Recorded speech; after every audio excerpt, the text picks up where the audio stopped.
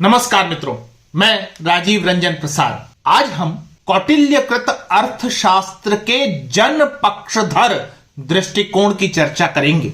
साथ ही इस विषय अंतर्गत गढ़े गए कतिपय लाल मिथकों पर प्रहार भी। मौर्यकालीन इतिहास की कोई भी पुस्तक उठा लीजिए, उसके प्रशासनिक आर्थिक पहलुओं को अर्थशास्त्र के आलोक में ही प्रस्तुत किया गया है। इसमें वामपंथी इतिहासकार भी पीछे नहीं है, क्योंकि यदि वे ऐसा न करते तो उनके लेखन को अप्रासंगिक होने का खतरा था। संदर्भ लेने के बाद भी लाल लेखकों ने अपने पूर्वाग्रहों की पुड़िया भी छोड़ दी, जिससे सांप भी मर जाए और लाठी भी न टूटे। दूसरी तरह से कहा जाए तो इतिहास भी बिगड़ जाए और वे प्रगतिशील भी बने रहें। फॉरवर्ड प्रेस पत्रिका, वही लाल पत्रिका जिस पर देवी दुर्गा को अपमानजनक रूप से चित्रित करने का मुकदमा चल रहा है, कि अक्टूबर 2019 अंक में डॉक्टर प्रेम कुमार मणि का आलेख प्रकाशित हुआ है, कौटिल्य और उनका अर्थशास्त्र, जिसको पूरा पढ़ने के बाद मैं इस प्रश्न के साथ खड़ा रह गया कि मान्यवर, कहना क्या चाहते हो? इस एजेंडा पत्रिका के चतुराईपूर्ण आलेख का विशेष रूप से उल्लेख इसलिए क्योंकि इस माध्यम से लेखक ने हमें जो प्रतिस्थापनाएं टिकाने का प्रयास किया है वे महत्व की हैं। इस वाम लेखक का कहन है कि कौटिल्य संस्कृत शब्द है और यह किसी जाति, प्रजाति या देवी देवता का नहीं, बल्कि एक प्रवृत्ति का परिचायक है।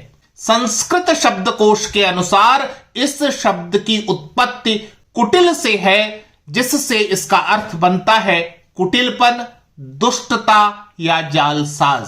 चाणक्य नाम से तो चाणक्य नीतिसार अथवा दर्पण से लोग परिचित थे, लेकिन कौटिल्य नाम से लोग 125 साल पहले तक पूरी तरह अनभिज्ञ थे।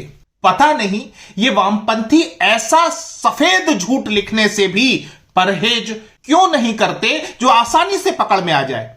विष्णु पुराण का उल्लेख देखें, कौटिल्य एवं चंद्रगुप्त उत्पन्नम राज्येभिक्ष्यति, अथवा शब्दकोशों को ही मान्य करना हो तो वर्ष 1828 का शब्द कल्पद्रम देखें, जो पर्याय व गोत्र सहित उल्लेख करता है कौटिल्य इति वा कौटिल्य इति या चाणक्यस्य गोत्र नामधेयम।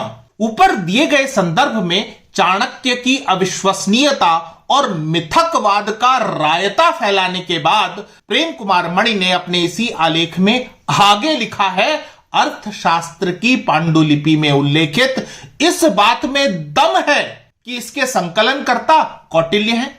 ऐसा प्रतीत होता है किसी व्यक्ति ने भारतीय ज्ञान परंपरा में विभिन्न राजनयिकों और विद्वानों द्वारा उल्लिखित तमाम विचारों को संकलित किया, जैसे मनु ने प्रचलित सामाजिक परिपाटियों और व्यवस्थाओं को किया, वेदव्यास ने वेदों को किया, या फिर चरक और वात्स्यायन ने अपने अपने विषय के ज्ञान का किया।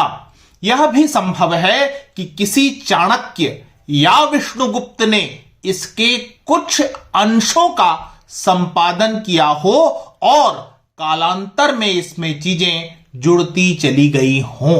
वामपंथी कल्पनाशीलता की इंतहा देखिए कि संस्कृत के परवर्ती लेखकों को कोई काम धाम नहीं था। श्रम से सोची गई और स्थापित की गई अपनी मौलिक प्रतिस्थापनाओं को वो किसी काल्पनिक चाणक्य के नाम पर दर्ज कर गुमनाम रहा करते थे। हंसिए मत, यही कहने का प्रयास इन अटपटे, गोलमोल, थोड़ा हां थोड़ा ना किस्म के प्रश्नों से डॉक्टर प्रेम कुमार मणि के आलेख में किया गया है कि चाणक्य था लेकिन वैसा नहीं था, क्या पता था कि नहीं था, अर्थशास्त्र मिथक था या शायद थोड़ा इतिहास था।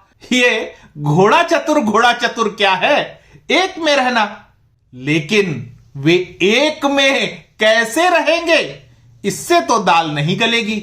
इसी आलेख में मणि प्रश्न उठाते हैं कि अर्थशास्त्र का मुख्य उद्देश्य क्या है।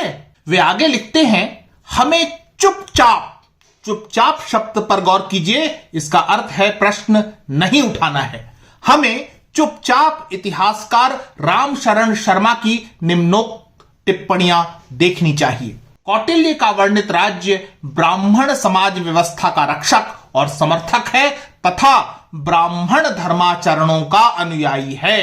ब्राह्मणवाद का जो रूप वैदिक धर्म में विकसित हुआ है उसे अर्थशास्त्र में वर्णित राज्य व्यवस्था का मूल आधार माना जा सकता है। धर्म क्या है और अधर्म क्या है, इस विषय में इस पुस्तक की मान्यताएं 3 वेदों पर आधारित हैं। कौटिल्य राजा को निर्देश देता है कि वह लोगों को कभी भी धर्म से विमुख न होने दे। कारण, यदि मानव समाज आर्योचित आचरण करेगा, वर्णाश्रम धर्म पर आधारित रहेगा और तीनों वेदों की शिक्षा के अनुसार चलता रहेगा तो वह समृद्ध रहेगा और कभी भी उसका नाश नहीं होगा। लाल पत्रिका फॉरवर्ड प्रेस के इस आलेख का उपसंहार है कि अर्थशास्त्र अपने सामाजिक वैचारिक ढांचे में एक और मनुस्मृति है। आलेख प्रश्न उठाता है कि कौटिल्य के अर्थशास्त्र का सत्ता सापेक्ष रुख मैकियावेली के प्रिंस से कहीं अधिक गहरा और जन विमुख है। प्रथम दृष्टया प्रतीत होता है कि यह राज्य अर्थात स्टेट को सर्वोपरि मानता है और तमाम चीजें, चाहे वे धर्म हो या नैतिकता या कि प्रजा, केवल राज्य के लिए होने चाहिए। ऐसा राज्य आखिर क्यों होना चाहिए और फिर राज्य किसके लिए होने चाहिए? अर्थात सार संक्षेप यह कि अर्थशास्त्र मार्क्सवादी प्रतिस्थापनाओं के अंतर्गत जन पक्षधरता के कोष्ठक में फिट नहीं बैठता। क्या सचमुच ऐसा ही है? आइए जानते हैं कथित जन विमुख अर्थशास्त्र कैसे प्रशासन की संकल्पना प्रस्तुत करता है। राजतंत्र में राजा श्रेष्ठ तो प्रजा सुखी की संकल्पना थी। अर्थशास्त्र इस विषय पर मनन करता है कि राजा को कैसा होना चाहिए। चाणक्य मानते हैं कि राजा में दैवीय बुद्धि होना चाहिए, अर्थात वह समय से आगे सोच सकता हो। राजा सलाह लेकर कार्य करे, धार्मिक हो, सत्यवादी हो, कृतज्ञ हो, ऊंचे लक्ष्य बनाकर चलने वाला हो। राजा को शिक्षित होना चाहिए, वह अति उत्साही हो परंतु उसे संयम से निर्णय लेने वाला भी होना चाहिए। आचार्य चाणक्य ने राजा के दिन में तथा रात्रि में किए जाने वाले कार्यों का सविस्तार लेखा जोखा सह समय सारिणी तैयार किया है, परंतु उसमें भोग विलास राग रंग के लिए कोई स्थान नहीं दिया गया है। अमात्यों के अधीन विभिन्न विभाग कार्य करते थे जिन्हें तीर्थ कहा जाता था। 18 तीर्थ थे। ये सभी केंद्र सरकार के विभाग थे जो अलग अलग अमात्यों के अधीन बांटे गए थे। इन पर अलग से एक कार्यक्रम में मैं आपसे चर्चा करूंगा। क्या अर्थशास्त्र करों के बोझ से जनता को मारता था अथवा किसी तरह की जातिवादी कर की व्यवस्था थी?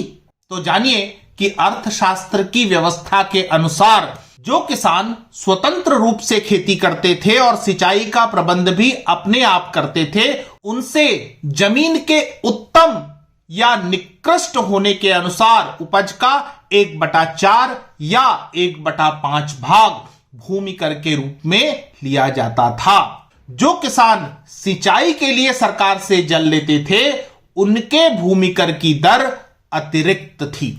यदि कोई किसान तालाब या पक्के मकान को नए सिरे से बनाए तो उसे 5 साल के लिए भूमि कर से मुक्त कर दिया जाता था। टूटे फूटे तालाब या मकान का सुधार करने पर 4 वर्ष तक और बने हुए को बढ़ाने पर 3 वर्ष तक भूमि कर नहीं लिया जाता था। राज्य की आय का अन्य साधन था तट कर, जो कि 2 प्रकार के होते थे, निष्क्राम्य निर्यात कर और प्रावेश्य आयात कर। आयात माल पर कर की मात्रा प्रायः 20% थी। सन के कपड़े, मलमल, रेशम, लोहा, पारा आदि अनेक पदार्थों पर कर की दर 10% थी। अनेक पदार्थों पर कर की मात्रा 5, 6 1/4, 7 1/2 और 12 1/2% भी होती थी।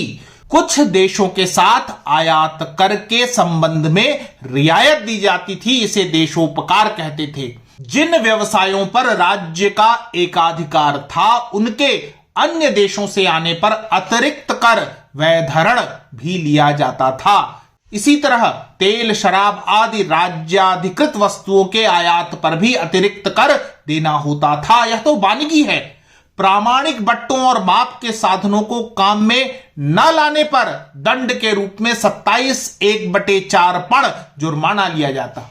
जुआरियों पर जुआ खेलने की अनुमति लेने पर कर देना होता था और जो धन जुए में जीत लिया जाए उसका 5% भी राज्य ले लेता था।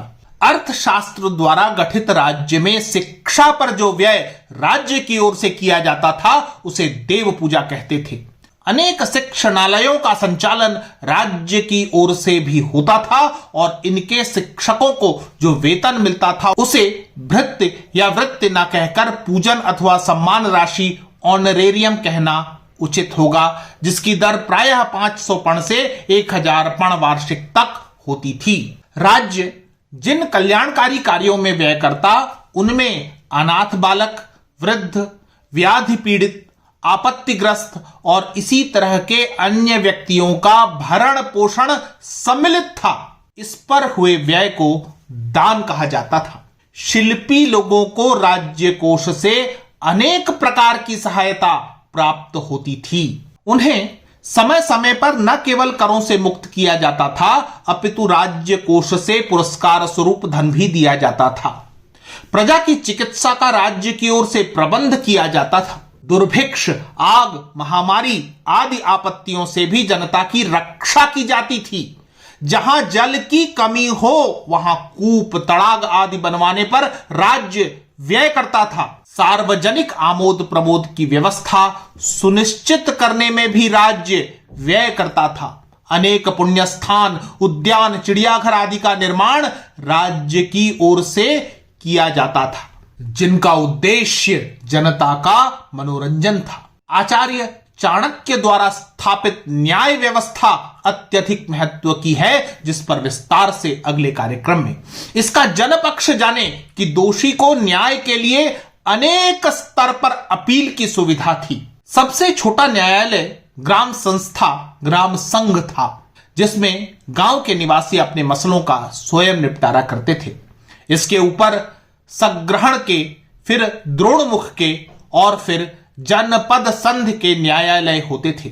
इनके ऊपर पाटलिपुत्र में विद्यमान धर्मस्थीय और कंटक शोधन न्यायालय थे।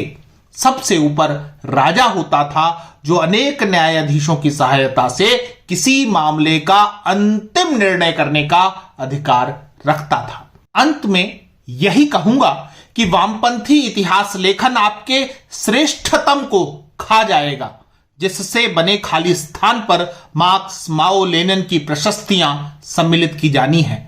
इसलिए उन मूल पुस्तकों को बहुत ध्यान से पढ़िए जिनकी आलोचना लाल इतिहासकारों ने विशेष रूप से की है। इस कड़ी में कौटिल्यकृत अर्थशास्त्र को कृपया प्राथमिकता से पढ़िए। मित्रों, आज इतना ही। फिर मिलता हूं ऐसे ही किसी ऐतिहासिक संदर्भ के साथ। अगर आपको मेरा यह चैनल पसंद आ रहा है तो कृपया इसे सब्सक्राइब करें। आप इस प्रस्तुति को लाइक या शेयर भी कर सकते हैं। नमस्कार।